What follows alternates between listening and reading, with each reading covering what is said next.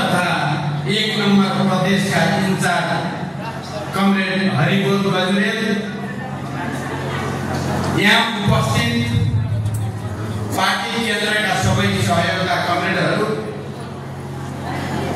आज पार्टीमा प्रवेश गर्ने सबै नवप्रवेशी कमरेडहरू र उपस्थित सम्पूर्ण कमरेडहरू, पत्रकार मित्रहरू, सबभन्दा पहिला त म आज हाम्रो पार्टीमा समायोजित हुन, एकताबद्ध हुन या प्रवेश गर्नुभएका सबै कमरेडहरूलाई एकचोटि फेरि शब्दद्वारा बधाई भन्न चाहन्छु, तपाईहरुलाई पार्टीमा स्वागत गर्न चाहन्छु र तपाईहरुको सफलताको निम्ति शुभकामना पनि भन्न चाहन्छु। मैले अहिले यो कार्यक्रममा तपाईहरुलाई बधाई र शुभकामना दिने बाहेक धेरै राजनीतिक कुरा भन्न सम्भव छैन। तपाईहरुलाई थाहा छ हामी मुख्यतः दमकमा हुने एउटा विशेष सम्मेलन, आदिवासीहरूको कोचहरूको सम्मेलन उद्घाटनको सम्बन्धमा हामी यहाँ आएका छौँ। मलाई लाग्छ तपाईहरु पनि पक्कै त्यहाँ उपस्थित हुनुहुनेछ र त्यहाँ नै मैले अहिलेका मुख्य राजनीतिक विषयवस्तु, परिस्थिति बारे, पार्टी बारे पनि कुराहरू राख्नेछु। यहाँ चाहिँ जुन उत्साहका साथ पार्टी प्रवेश कार्यक्रम सम्पन्न भयो, म आयोजक पार्टीका साथीहरूलाई, पदाधिकारीहरूलाई धन्यवाद भन्न चाहन्छु। मलाई थाहा छ अध्यक्षका हैसियतमा गजेन्द्र दरगारजीको र पार्टी केन्द्रीय समितिका सदस्यको हैसियतमा यस क्षेत्रका विश्वेन्द्र चेप्टनको भूमिका महत्त्वपूर्ण रहेको कुरा मैले थाहा पाएको छु। म उहाँहरूलाई विशेष रूपले धन्यवाद भन्न चाहन्छु। कमरेडहरू र मित्रहरू, अहिले हाम्रो पार्टी प्रति जनतामा एउटा नयाँ आकर्षण, नयाँ भरोसा पैदा भएको छ। तपाईहरुलाई थाहा भइसकेकै कुरा छ, हामीले पार्टी केन्द्रीय समितिको बैठकपछि हुलाकी मार्ग केन्द्रित तराई मधेस जागरण अभियान भनेर 1 नम्बर प्रदेशको झापा जिल्लाबाट सुरु गरेर सुदूरपश्चिमको कञ्चनपुरमा लगेर त्यसको समापन गर्यौं र अहिले मध्य पहाडी लोकमार्ग अभियान भनेर बैतडीबाट सुरु गरेर कास्कीको पोखरासम्म आएर हामीले बर्खाको कारणले अहिलेलाई स्थगित गरेका छौं र त्यसलाई हामी अन्तसम्म सोलुखुम्बु सबभन्दा अग्लो सगरमाथाको फेदीदेखि 5 फर्कसम्म जहाँबाट मध्य पहाडी लोकमार्ग सुरु भएको छ त्यहाँसम्म हामी पुग्नेछौँ। अहिले राजधानीमा पनि एउटा नयाँ अभियान सुरु भएको छ, खास गरी नेवार समुदाय र तामाङ समुदायलाई केन्द्रित गरेर एउटा विशेष अभियान सुरु भएको छ। केही दिन अगाडि मैले त्यो अभियानको पनि उद्घाटन गर्ने अवसर प्राप्त गरेको थिएँ। तपाईहरु सबैलाई थाहा छ यो सबै केन्द्रीय समितिको निर्णयपछिका हाम्रा गतिविधिहरू र अनि विभिन्न जातीय क्षेत्रीय मोर्चाका अधिवेशनहरू पनि क्रमशः सम्पन्न हुँदैछन् र देशमा एउटा नयाँ राष्ट्रिय परिस्थिति, हाम्रो पार्टीप्रति विश्वासको एउटा नयाँ लहर सुरु भएको छ।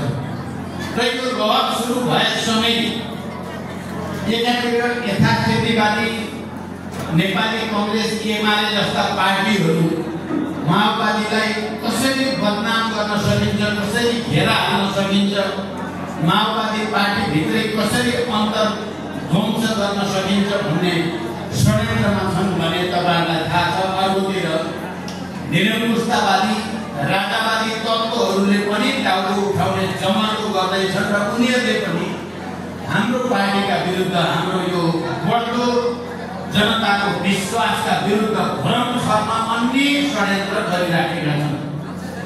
तर ती सबै षड्यन्त्र र घेराबन्दीका बावजुद आम नेपाली जनता, सबै उत्पीडित वर्ग, जाति, क्षेत्र, लिङ्ग, समुदाय सबैतिर नै फेरि एउटा नयाँ भरोसा झन्पछि झन् बढ्दै गएको छ। तपाईहरुले देख्नुभयो अस्तिको दिन म चाहिँ कास्की मा एउटा सम्मेलनदेखि लिएर त्यहाँ एउटा भलिबल राष्ट्रिय प्रतियोगिताको उद्घाटनदेखि म्याग्दी जिल्लामा गएर तातो पानी भन्ने ठाउँमा त्यहाँ पनि एउटा विशेष कार्यक्रम हुँदै मुस्ताङ हिमालपालीको जिल्लामा थिएँ म अस्ति।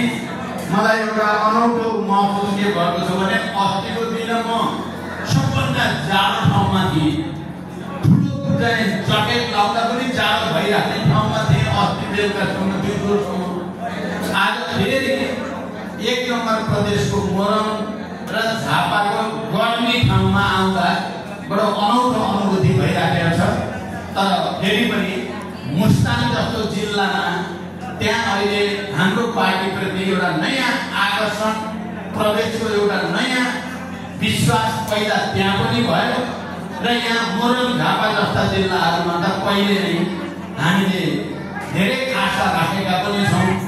गएको उपचुनावमा यहाँ भएको परिणामले सिङ्गै पार्टीलाई उत्प्रेरित पनि गरेको छ र यस्ता पार्टी प्रवेश कार्यक्रमहरूले पनि देशैभरि एउटा नयाँ सन्देश दिएको छ, दिनेछ र मलाई के विश्वास छ भने आउने दिनमा हामीले उपचुनावमा भन्दा अगाडि बढेर आउने स्थानीय तहको निर्वाचन र प्रदेश र सङ्घमा हामी एउटा नयाँ रेकर्ड बनाउने गरी जानेछौँ। प्रतिक्रियावादी र षड्यन्त्रहरूलाई परास्त गर्दै सबै भ्रमहरूलाई उच्याङ्कित पार्दै हामी एक ढिका भएर अगाडि बढ्नेछौँ।